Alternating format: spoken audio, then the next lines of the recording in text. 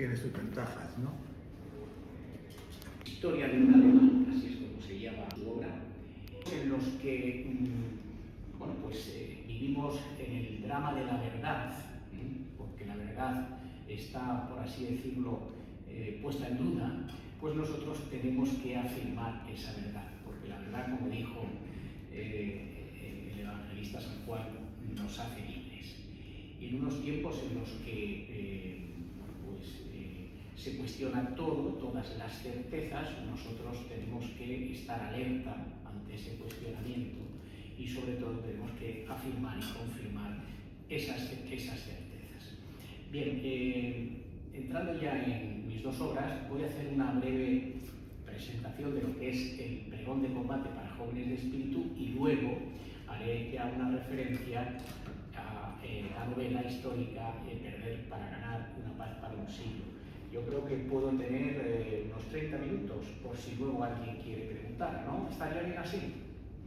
Perfecto. Bien, pregón de combate para jóvenes de espíritu es un ensayo sobre el signo de los tiempos, sobre todo lo que está ocurriendo a nuestro alrededor. Yo lo que sostengo en esta obra es que el caballo de Troya que aparece en la portada es la corrección política. Entonces, un caballo de Troya, que es el de la corrección política, se ha colado, ha penetrado en la ciudadela de la civilización occidental. Pero a extramuros de la fortaleza hay tres arietes que intentan derribar los portones en connivencia con el intruso que ya está dentro. Y esos tres arietes son la memoria histórica, la ideología de género y el mito del cambio climático. Tanto el caballo de Troya como los tres arietes son de pura fabricación marxista.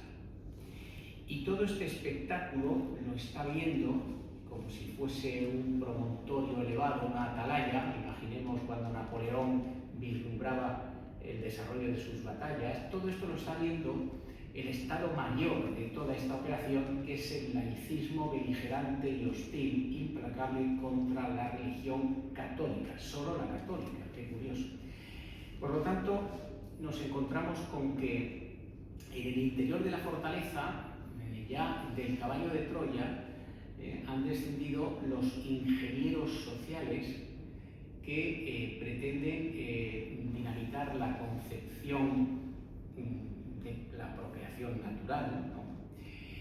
A través de la ideología de género, pero también están traficando estos agentes o ingenieros sociales, están traficando con lo que yo llamo mercancías de contrabando, que luego les explicaré, y que en definitiva pues tratan de reescribir el pasado, cambiar la historia, porque se entiende que quien domina el pasado domina también el futuro.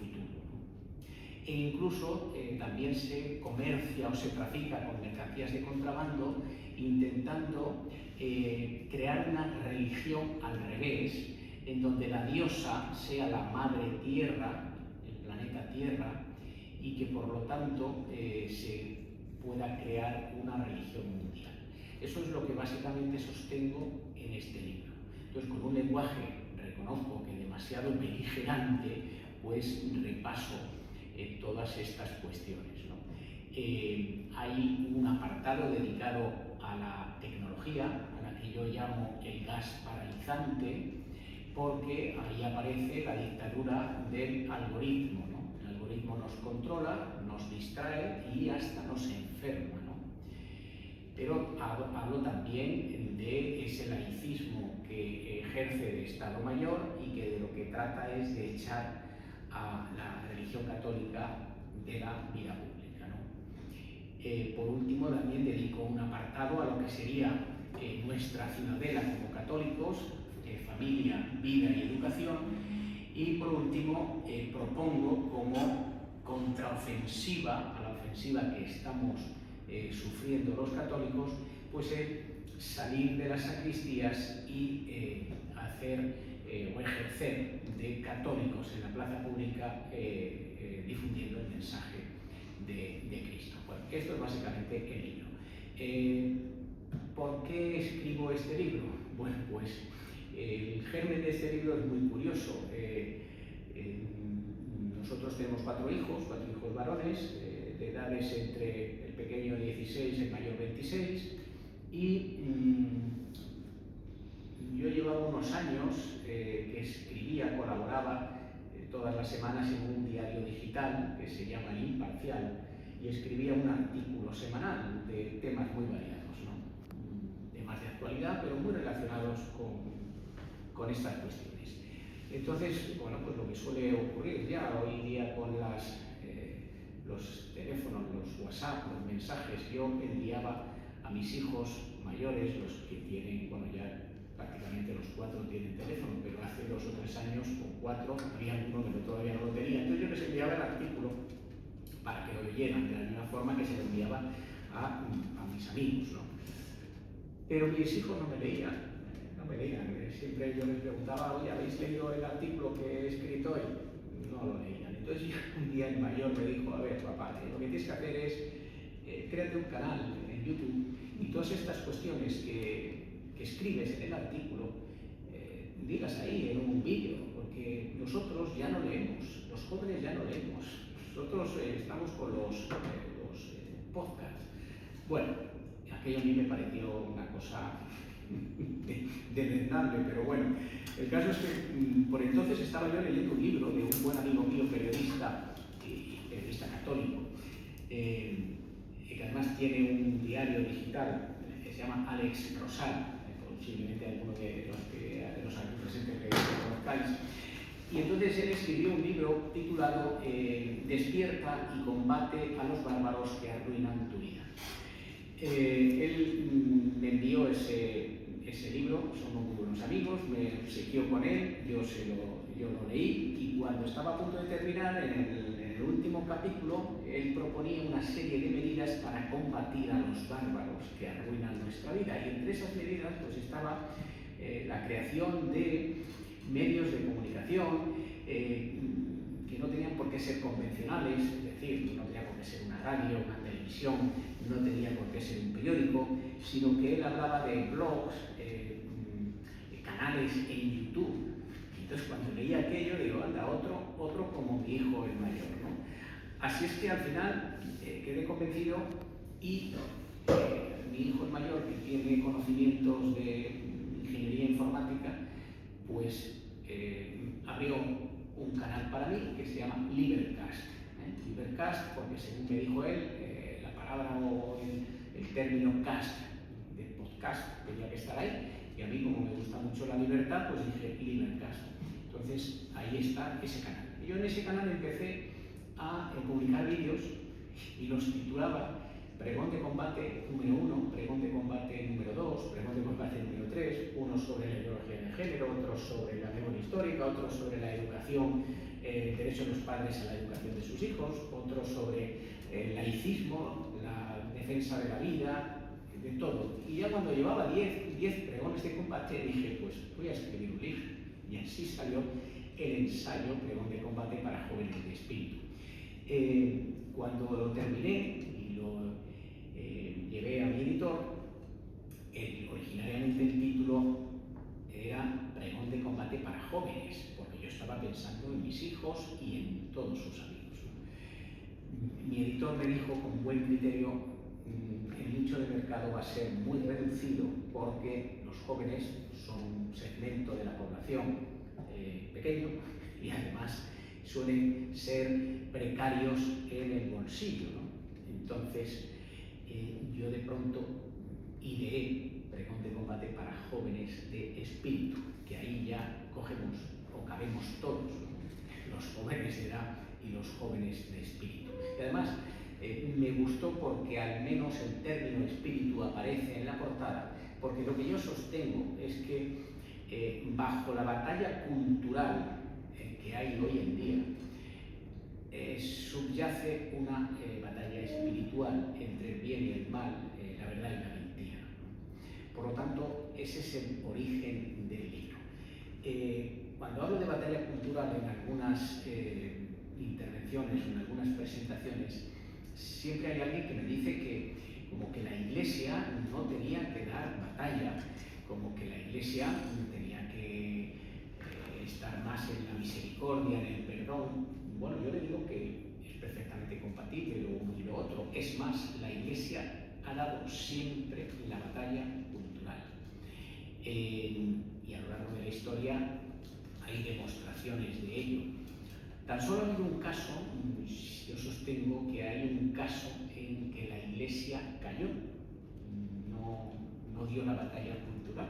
Y es el primer caso de corrección política de la historia, que lo protagoniza Simón Pedro. El apóstol Simón Pedro fue capaz de negar 3 veces al Señor antes de que cantara el gallo por una cuestión de corrección política. Me cancelaron o se autocanceló. Pero fuera de ese supuesto, la Iglesia Católica nunca ha callado. Se me ocurre, por ejemplo, la batalla teológica, pero también cultural, que dieron los teólogos españoles en el Concilio de Trento, ante la Reforma Protestante. Ahí hay un ejemplo de batalla cultural que es el barroco, el arte barroco español, más concretamente el barroco madrileño.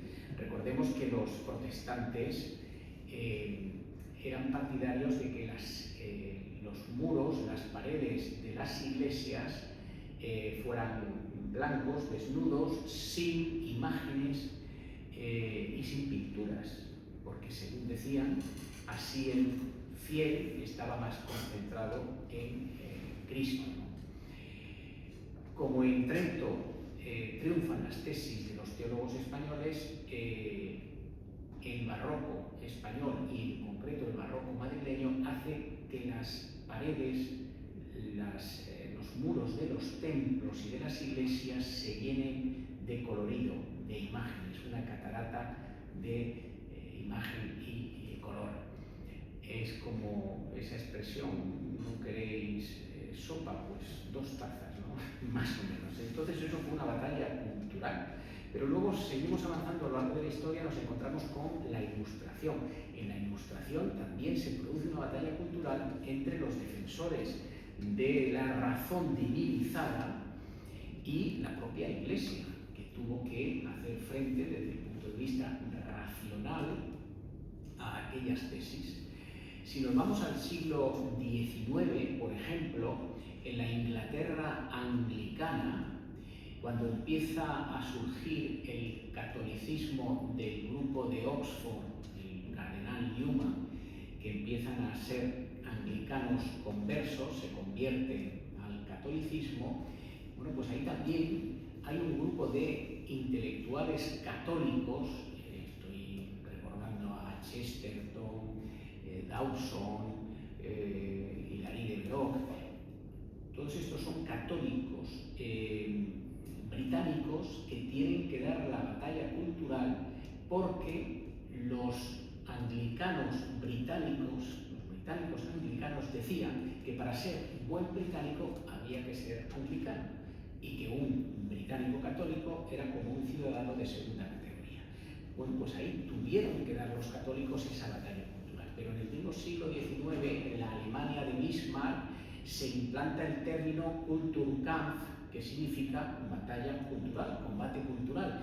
Y Bismarck quería desterrar de la enseñanza a la Iglesia católica, pues también la Iglesia, los católicos, desde el punto de vista intelectual, tuvieron que dar la batalla cultural. Y ya en el siglo XX, recordemos los casos de la oposición de intelectuales católicos a los totalitarismos como el marxismo o el nazismo de Hitler. Es curioso además que tras 2000 años de historia la Iglesia Católica permanece, se ha enfrentado a 2 grandes imperios, el Imperio Romano y el Imperio Soviético, y estos 2 imperios no solo no lograron acabar con la Iglesia Católica, que era su objetivo, sino que además sucumbieron. Tenemos también en la época nazi hay una cuestión muy curiosa, y es que eso lo sé porque luego la novela, de la que hablaré posteriormente, ambientada en la Segunda Guerra Mundial, me permitió documentarme de estas cosas. el brazo armado del nazismo, las SA, no, perdón, las SS, el terrible Himmler, tenía la misma estructura jerárquica que la Compañía de Jesús. Es un afán, siempre el enemigo de la Iglesia Católica ha intentado imitar a sus estructuras y en definitiva con la idea de suplantar su influencia, su lugar y en definitiva acabar con ella, ¿no? Pero es cierto, de hecho Hitler llamaba a Himmler, el lugarteniente de las SS, mi San Ignacio de Loyola negro, San Ignacio de Loyola negro, ¿no? Pero esa especie de imitación también lo tuvo la Ilustración francesa. Con la Revolución Francesa crea una estructura de poder civil que es la administración pública. Los que hemos estudiado Derecho, el derecho administrativo surge de la época de la Revolución Francesa con la implantación de la administración. Bueno, pues la administración no es ni más ni menos que copiar el poder eclesiástico que tenía el papado. Bueno, otra imitación más, la masonería. La masonería también es un intento de expulsar a la religión católica, sobre todo de la vida pública, y también tiene una estructura semejante a la de la Iglesia Católica. Bien, todo esto lo que quiero decir es que después de 2000 años no se ha conseguido acabar con la Iglesia Católica, pero nos centramos en la época de los años 30. En los años 30 hay un intelectual comunista, Gramsci, italiano, que postula lo siguiente. Para acabar con la Iglesia Católica y toda su influencia, lo que hay que hacer es como introducirse en sus estructuras. No plantea un choque frontal, sino una táctica envolvente. Entonces, él lo que propugna es que hay que destruir previamente a una institución que es básica para los creyentes, que es la familia. Y a la familia se la destruye a través de la educación, a través de la cultura y también a través de los medios de comunicación. La tesis de Gramsci la recoge. Por cierto, hay una anécdota de Gramsci muy curiosa que revela su afán, ¿no? Gramsci estuvo preso en las cárceles fascistas y acabó muriendo en una de ellas, y ahí es donde escribe su famosa obra que ha fascinado tanto a la izquierda y al progresismo, Cuadernos, y él se quejaba porque cuando a los presos se les daba cierto margen de movimientos dentro de la cárcel, les dejaban, sobre todo a los presos políticos, como era Gramsci, no a los delincuentes comunes, se les dejaba acceder a la biblioteca y que pudieran leer libros o incluso la prensa. Y Gramsci se ponía muy enfadado porque sus correligionarios, cuando iban a la biblioteca, en lugar de coger los periódicos, el periódico ideológico del Partido Comunista Italiano o incluso los periódicos de noticias, pues se iban a coger el periódico deportivo, creo que se llamaba el Calcio, ¿no? Como la Gaceta dello Sport, la Gaceta dello Sport que hablaba de la Gaceta del Deporte, que hablaba del fútbol. Entonces eso revela cómo este hombre Gramsci tenía una obsesión por el adoctrinamiento, ¿no? Bueno, las tesis de Gramsci son recogidas posteriormente por la Escuela de Frankfurt después de la Segunda Guerra Mundial. La Escuela de Frankfurt era un grupo de intelectuales alemanes, la mayor parte de ellos eran socialdemócratas, pero había también alguno comunista. Y estos intelectuales, cuando Hitler accede al poder en Alemania en el año 33, se exilian.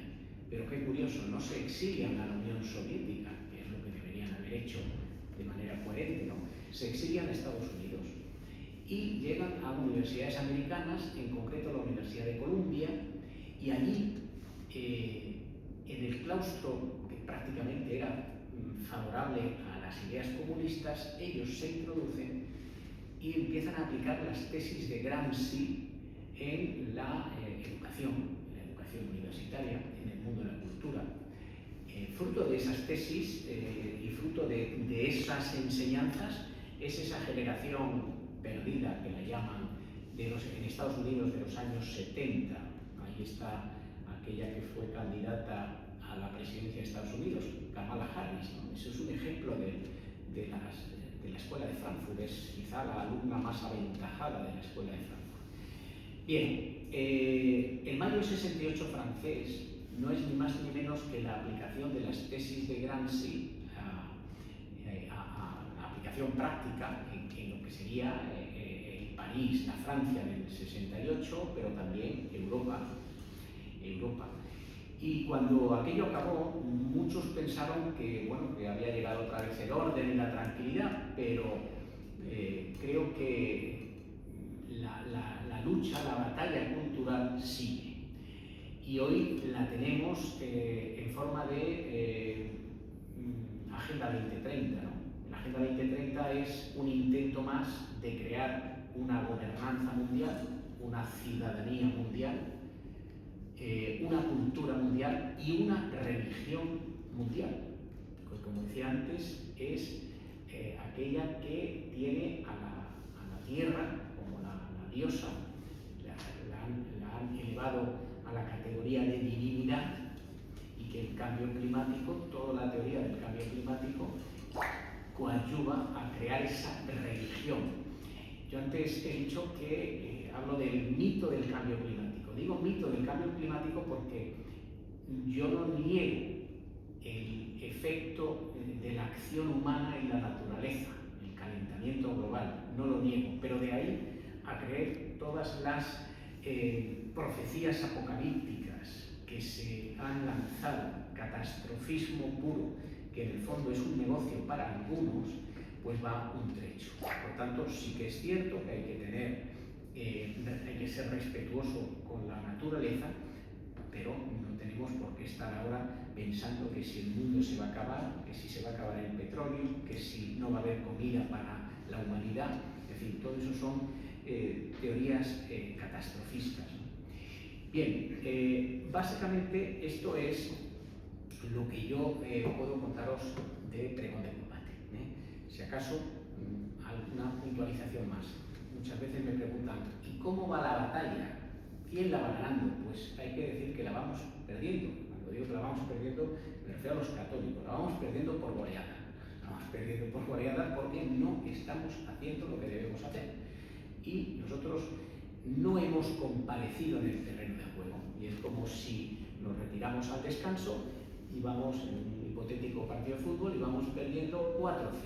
Pero yo creo que es posible la remontada si cada uno de nosotros hace lo que tiene que hacer. Y lo primero que tenemos que hacer es no tener miedo, ya lo decía San Juan Pablo II. En segundo lugar, lo que tenemos que hacer es formarnos. Nosotros tenemos un tesoro precioso que es la doctrina social de la Iglesia, que es como un GPS que nos da orientación para poder afrontar los desafíos de las sociedades modernas, ¿no? Hasta el tema de la inteligencia artificial. Ahí tenemos la nueva encíclica Magnifica Humanitas de León XIV, como nos advierte de los peligros de la inteligencia artificial. Y luego lo que tenemos que ser es coherentes, porque es muy fácil ser católico en nuestras casas, en nuestras parroquias, en los colegios católicos a donde llevamos a nuestros hijos, pero lo difícil es ser católico en la plaza pública, en donde nos vamos a encontrar con personas que no solo no piensan como nosotros, sino que además están dispuestos a cancelarnos, como hicieron con el apóstol San Pedro.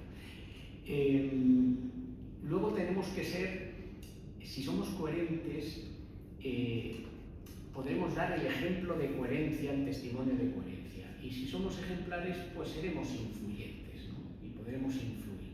Bueno, esto es a grandes rasgos lo que yo quería deciros con respecto a Pregón de Combate. ensayo. Y ahora paso ya a hablar de la novela histórica. La novela histórica, Perder para ganar, Una paz para un siglo, está ambientada en la Segunda Guerra Mundial. Como veis en la portada, claramente se ve. Yo ya le pedí a mi editor que la portada tuviera un mensaje muy directo y lo vais a entender. Como veis, en uno de los extremos hay una bandera nazi caída en el suelo, derrotada. No se ve, no se aprecia, ahí está, no se aprecia, pero bueno, hay una bandera nazi en el suelo y ondeando hay una bandera de la Unión Soviética, ¿no? La bandera comunista, pero por encima de todo eso está la cruz que hay en la torre de la iglesia, ¿no? Quiere decir que por encima de las ideologías está la cruz. Ese es el mensaje que yo quiero trasladar en la novela, porque al final hay 4 personajes de ficción a los que yo sitúo en momentos históricos importantes de la Segunda Guerra Mundial y rodeados de personajes históricos.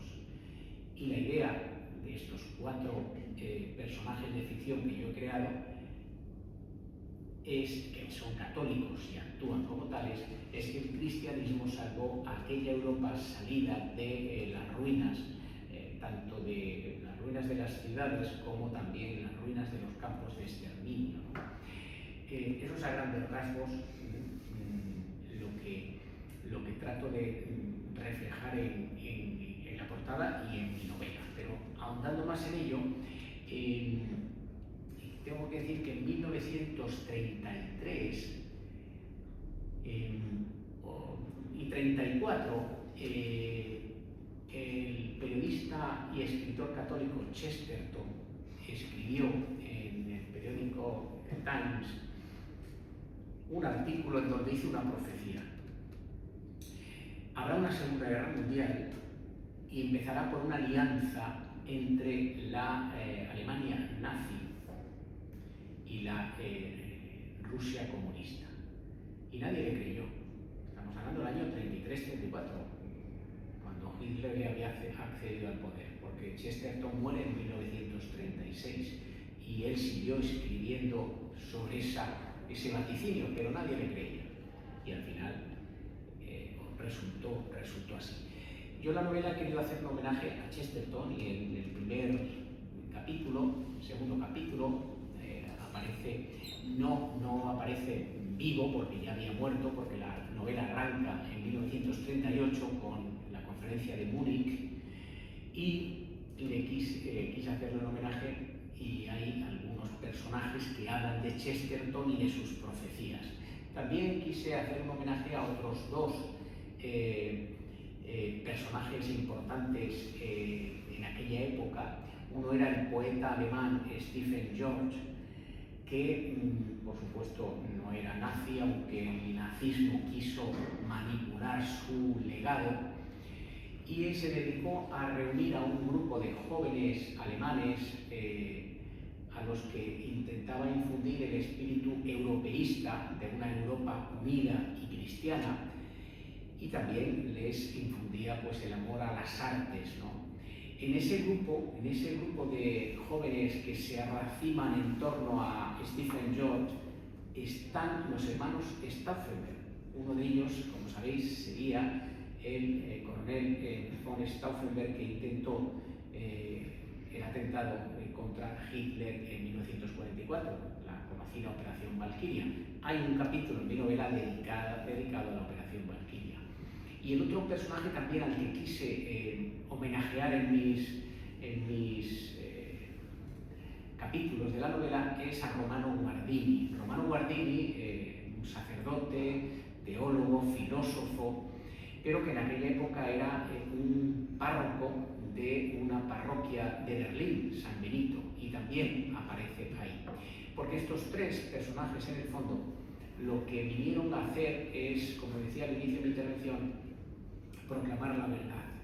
Los 3 se caracterizaron porque en aquella época, en aquellos años turbulentos, no se arredraron y proclamaron la verdad. Estos 4 personajes de ficción que yo he creado, paso a presentarlos brevemente. Uno es un español, un corresponsal español en Berlín. De hecho, yo he tardado prácticamente 10 años en escribir esta novela, 7 más o menos de documentación y 2 y medio, 3 de redacción. Entre medias escribí el pregón, pero para mí el pregón fueron 3 meses nada más. Pero la novela me costó porque he leído mucho, me he documentado mucho y bueno, pues yo entre mis fuentes he tenido las memorias de muchos corresponsales españoles en Berlín y por eso les he homenajeado convirtiendo en corresponsal, en periodista, a uno de mis personajes de ficción. Como digo, uno es español, periodista, otro es alemán, es un oficial de la Wehrmacht y es como si fuera la mano derecha de Stauffenberg. Por lo tanto, va a ser un testigo de excepción en toda la operación Valkyria. El tercer personaje es un inglés, estudiante de Oxford al arrancar la novela, pero una vez que termina, bueno, pues deriva a un profesional de los negocios y luego frecuenta los ambientes del espionaje. En la Segunda Guerra Mundial los espías jugaron un papel muy importante. Y el cuarto personaje de ficción es femenino, es una ucraniana católica, pero que se enrola en el Ejército Rojo y llega a Berlín al final de la Segunda Guerra Mundial, en la batalla de Berlín. Ella pudo compatibilizar perfectamente su catolicismo con su enrolamiento en el Ejército Rojo, porque ella lo que quería única y exclusivamente era echar a los alemanes de su tierra natal, Ucrania. Hay que decir como anécdota que cuando yo estaba ya escribiendo la novela, había pensado que el personaje femenino debía ser una rusa, pero como Rusia invadió Ucrania, me dio tanta rabia que dije va a ser ucraniana el personaje femenino. Bien, esos son, como digo, los 4. Y los sitúo en momentos importantes, como por ejemplo pues la invasión de Alemania, de la Unión Soviética por Alemania, o la batalla de Dunkerque, o incluso también hablo de la llegada a Alemania de la División Azul, cómo ese periodista español tiene que cubrir esa llegada. Hay también algún capítulo dedicado a la División Azul. En fin, recojo más o menos los grandes hechos de la Segunda Guerra Mundial. Termino con, por supuesto, el Holocausto, la liberación de Auschwitz, también toda la política en que los nazis aplicaron la eutanasia, y termina con la batalla de Berlín. Si tuviera que elegir 2 características de mi novela, una es el rigor histórico. Yo no soy historiador, soy abogado, pero he aplicado un rigor histórico tremendo, hasta el punto de que mis personajes de ficción, si tenían que dar un paso en un sentido o en otro, tenía que asegurarme si podían darlo, porque a su alrededor había personajes históricos y tenía que saber si esos personajes históricos podían estar a donde yo quería llevar a mis personajes de ficción. Por lo tanto, el rigor histórico ha sido una obsesión para mí. Hasta tal punto recuerdo, les voy a contar una anécdota. Un día fui invitado a una cena con unas personas y uno de los anfitriones, asturiano,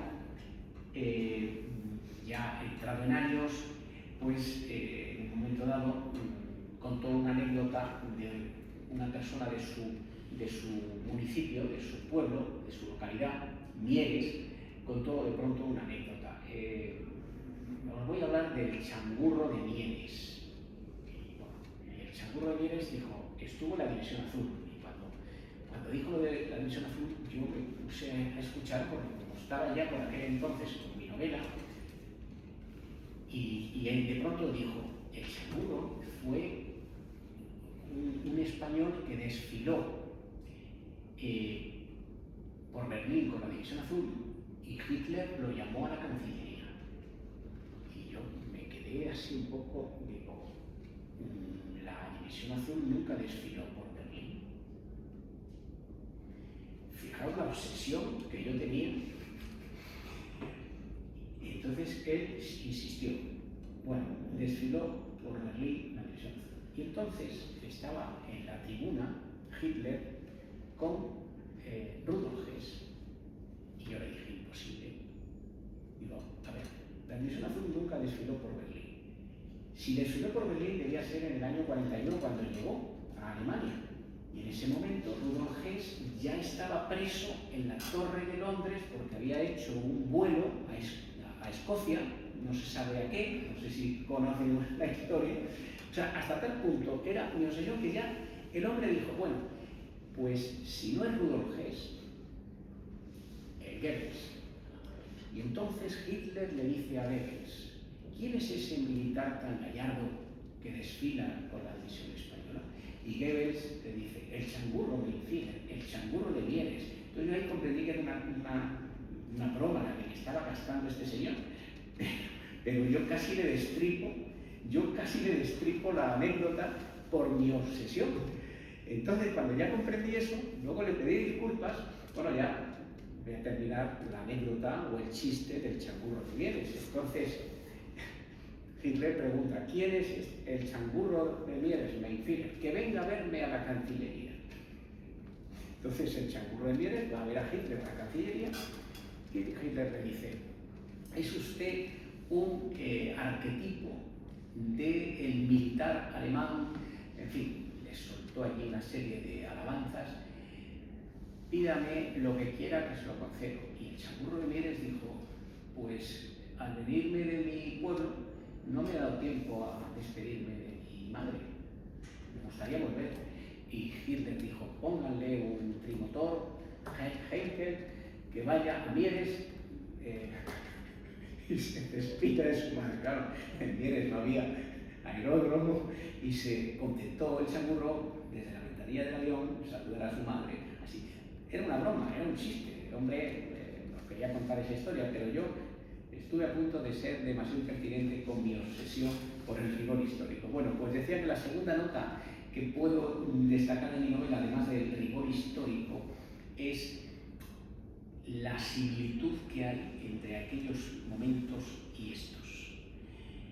Desgraciadamente, yo según escribía la novela, ya he dicho que cuando empezaba a escribirla se produce la invasión de Ucrania por Rusia. Pero hay una serie de semejanzas. En aquella época la sociedad estaba polarizada, dividida, como estamos ahora. En aquella época eran el comunismo y los fascismos. En aquella época el petróleo movía al mundo. De hecho, dicen que la Segunda Guerra Mundial fue el intento de Hitler de apoderarse de los campos petrolíferos del Cáucaso. En esta época lo mismo. El petróleo, y si no es el petróleo, son las tierras raras. En aquella época la democracia estaba en decadencia, lo que se imponía no eran los gobiernos autoritarios, los gobiernos fuertes, ¿no? En los momentos actuales casi lo mismo. Y en aquella época también se puede decir que había un intento de echar a Dios de la vida pública a través de los fascismos, el comunismo, que eran religiones al revés, son religiones al revés, la masonería, el comunismo, el fascismo, el nazismo, son religiones al revés. Pero hay también una similitud que esa es esperanzadora, porque en aquella época el Papa, primero Pío XI y luego Pío XII, levantó la voz contra las tiranías y defendió la paz. Y en estos momentos igual, ¿no? Tenemos a nuestro Papa León XIV defendiendo también la paz frente a las guerras. Bueno, pues yo con esto he terminado mi intervención. Muchísimas gracias por su atención y si necesitan que les responda alguna pregunta, pues encantado. Gracias.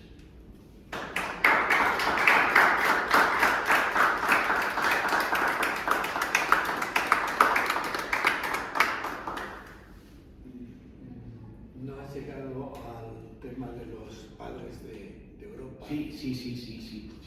A ver, efectivamente, lo que se vislumbra ya en la novela, por eso decía que el cristianismo salvó a aquella Europa en ruinas, lo que se vislumbra es la creación de la actual Unión Europea por lo que serían los padres fundadores. De hecho, en los papeles que se descubrieron a los movimientos de oposición a Hitler, hubo bastante resistencia, aunque no llegaron a triunfar, pero hubo grupos de resistencia a Hitler. Uno muy importante, el Círculo de Kreisau, y sobre todo la resistencia la hicieron los obispos y pregados católicos, no tanto los protestantes, aunque alguno destacó, pero sobre todo los católicos. Entonces, la documentación que se descubrió posteriormente, y yo hablo de eso, a algunos grupos de la oposición a Hitler hablaban de una Alemania, por supuesto, libre, democrática, enmarcada dentro de una Europa unida. Es curioso, incluso hablaban de un ejército común, de una moneda común. Eso en el fondo, con el paso del tiempo, es la Unión Europea. No tenemos todavía ejército común, ese es el problema que hay ahora, pero sí es cierto que ahí lo dejo, ¿no? Hago como una proyección hacia los padres fundadores. Sí.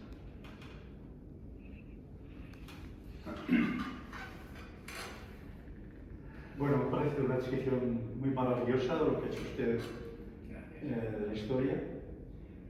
Justamente en principio, que me parece que he encomillado el pero de que la Iglesia en una excepción no estuvo al orden. En ese momento, cuando la reacción de Pedro, la Iglesia, ya digo que se ha encomillado y era el simbolismo como tal. Sí. No estaba establecida todavía. La Iglesia establece el día de Pentecostés, bastante más después, ¿no? Y que siempre ha sido el contrapeso en todos los aspectos. Siempre cuando han surgido pues estos ateísmos, estas figuras, ha habido una contraportada de una congregación, un movimiento católico, inspirado por la Iglesia, por el Espíritu Santo, en que ha sido pues un contrapoder realmente, ¿no? Por otra parte, estoy totalmente de acuerdo en lo que ha dicho y que efectivamente me ha recordado que en Venezuela creó un naturalista católico, llamó al petróleo, que ha sido siempre el caldo de cultivo para este enfrentamiento de las masas, el poder realmente, ¿no? Le llamaba la bala de Satanás, ¿no? Y bueno, pues enhorabuena, porque su libro es luego simiente para muchas generaciones. Gracias. Siempre perfectamente reconozco que la Iglesia no se había instituido todavía en aquella noche en que el gallo cantó 3 veces. Pero bueno, he querido poner el ejemplo de que a Simón Pedro se vio presionado por lo que ahora también a nosotros nos puede ocurrir, la cancelación, ¿no? El acallarnos, y él tuvo miedo, y ese es el problema que podemos tener muchos católicos, o la tibieza, o el miedo, o la indiferencia, que eso es lo peor, ¿no? Lo peor es la indiferencia, ¿no? Y a la indiferencia se llega por el escepticismo, que no debe hacerse nada, o el pesimismo, que no se puede hacer nada. Los tibios. Los tibios, sí.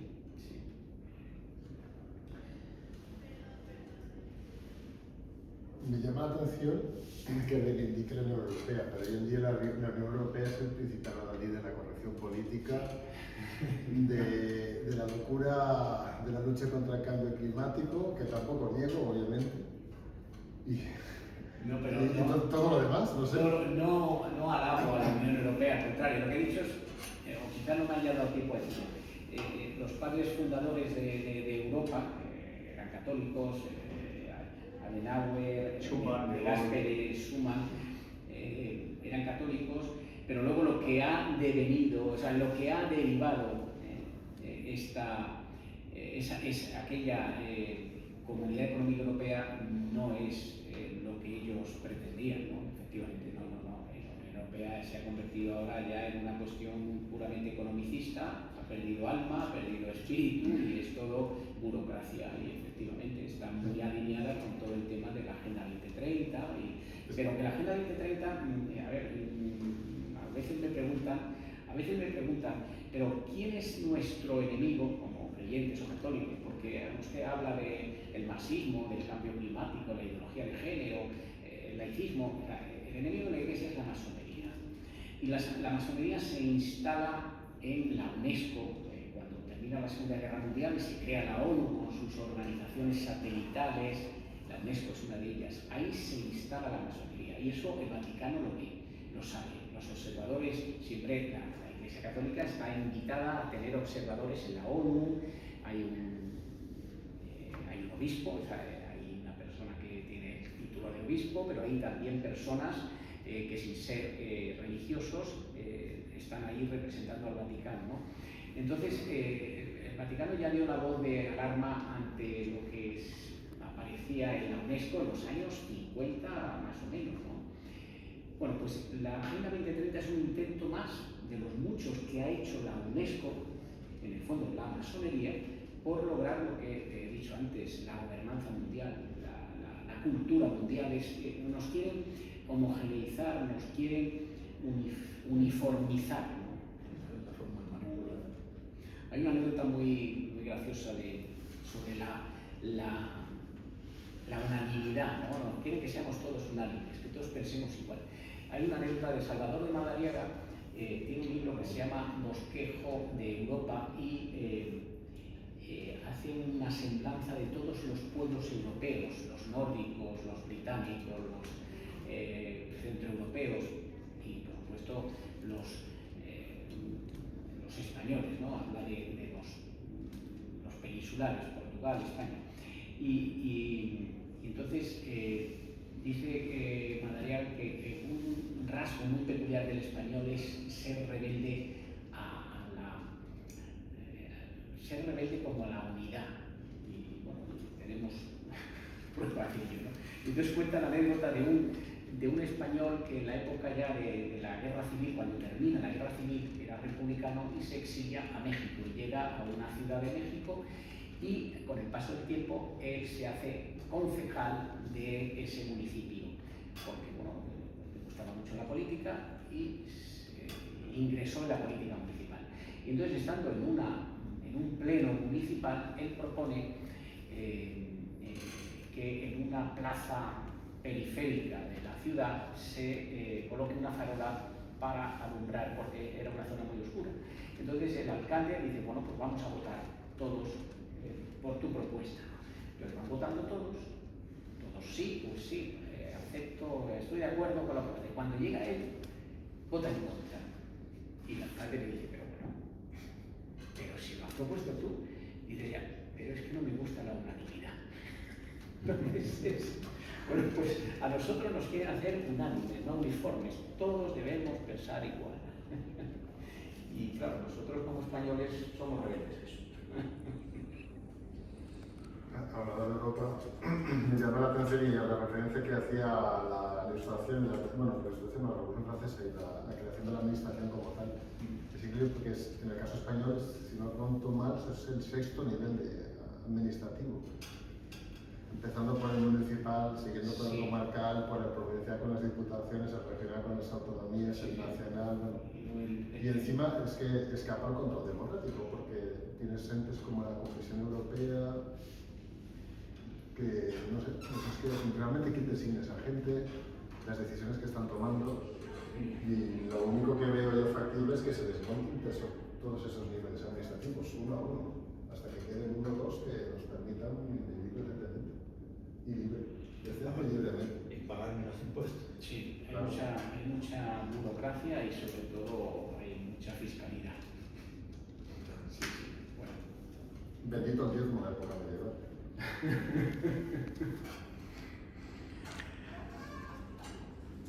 Bueno, Yo no sé si podría brindar un mapa. sí, claro. claro que sí. Sí que es verdad que seguramente no sé los términos concretos, aunque correctos, ni nada, pero bueno. Yo hace poco estoy empezando a descubrir lo que es la masonería, ¿no? Porque siempre escuchamos hablar de ellos, pero sinceramente digo, ¿pero qué son? ¿O qué hacen? ¿O qué piensan? ¿O qué, no? Porque todo el mundo sí, los puestos más altos españoles que dirigen el mundo son masones, no sé qué, los iluminan, bueno, cosas que tú dices, pues no sabemos si son cuentos o...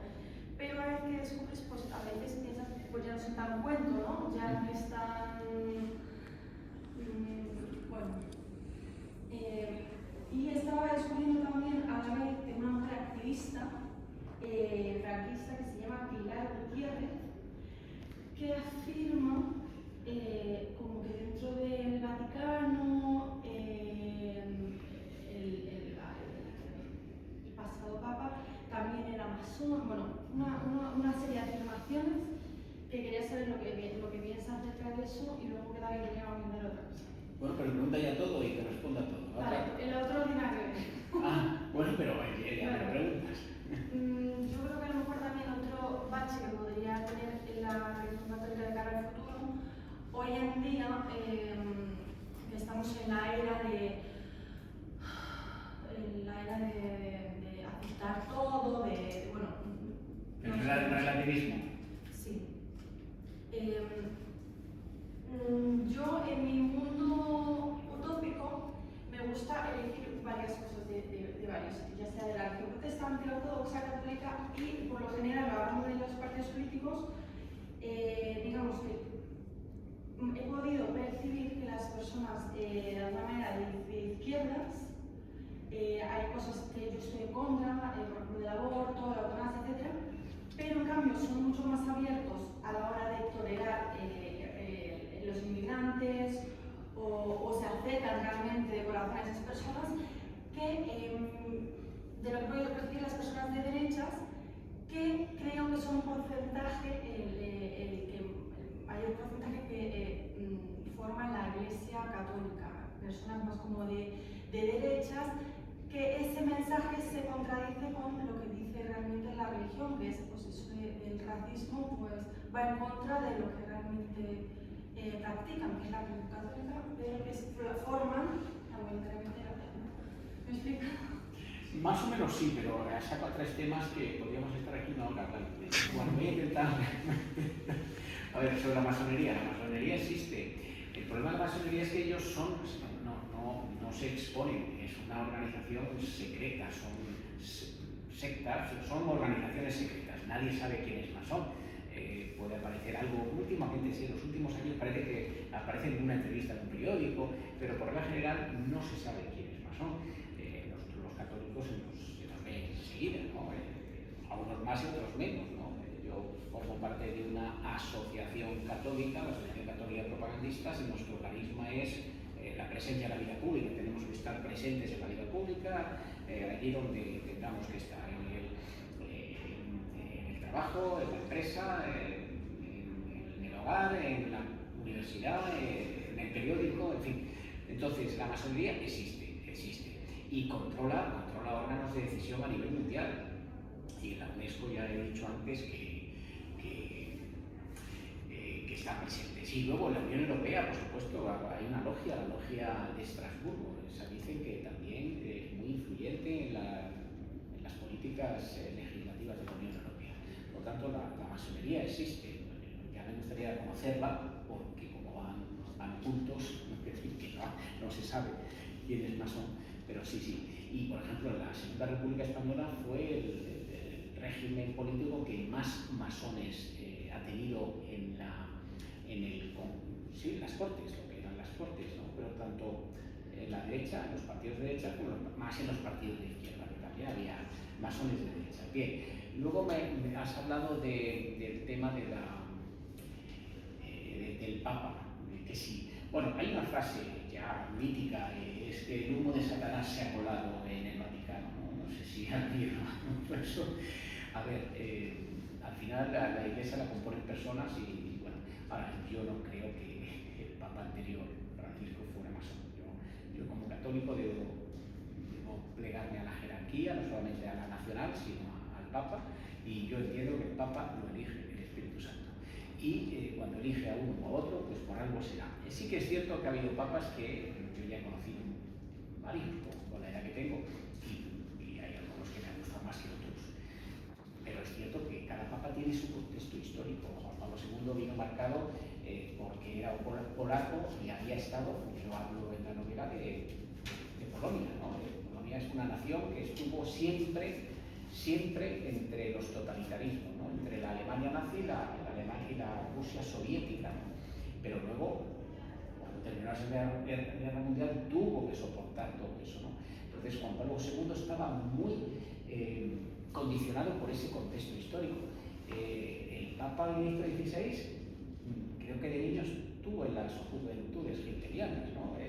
Como ocurría en aquellas sociedades que encuadraban a las personas, a los niños en las organizaciones, a las mujeres, a los funcionarios en el partido, en fin.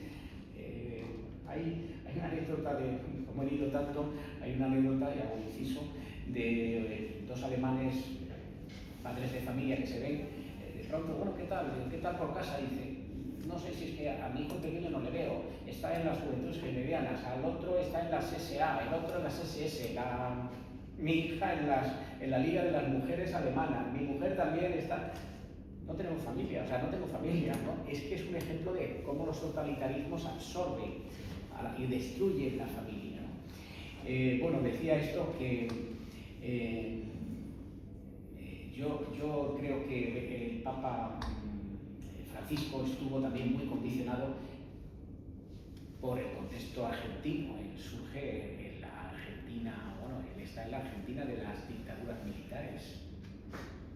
Yo entiendo y el nacimiento del movimiento peronista. Entonces, a ver, hay que comprenderlo, pero yo como creyente tengo que creer en el Papa y defender al Papa, ¿no? Y luego esto que has dicho, a ver, hilando con lo que acabo de decir, para mí el magisterio pontificio es mi Biblia, por así decirlo. O sea, lo que dice la doctrina social de la Iglesia, lo que dicen los papas, es lo que nos debe guiar a los católicos. Entonces, a mí que lo que diga la derecha o lo que diga la izquierda me trae sin cuidado. Este Papa ha venido aquí, León XIV, y nos ha puesto en nuestro sitio. Nos ha puesto en nuestro sitio, a los políticos y a los católicos, porque hay también católicos.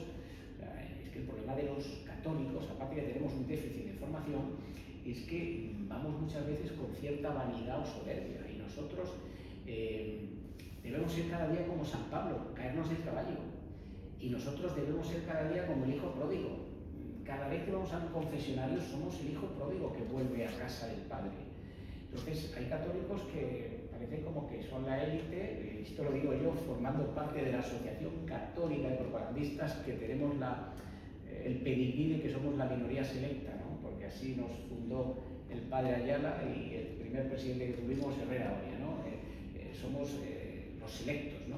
Bueno, pues hay que decir que no, que tenemos que ir con mucha humildad, no ser tan soberbios, ¿no?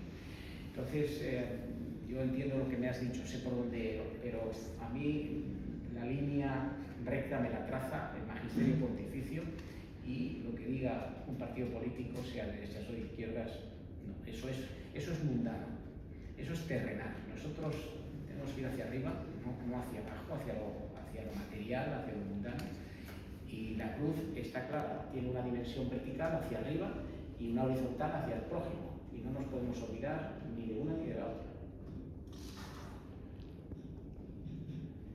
Muchas gracias, don Raúl. Yo si hay alguna pregunta más, y si no, le agradezco la presencia hoy aquí. Ha traído unos libros, sí, supongo que nos los podrás dedicar. Sí, si alguien quiere leerlo. A ver, está aquí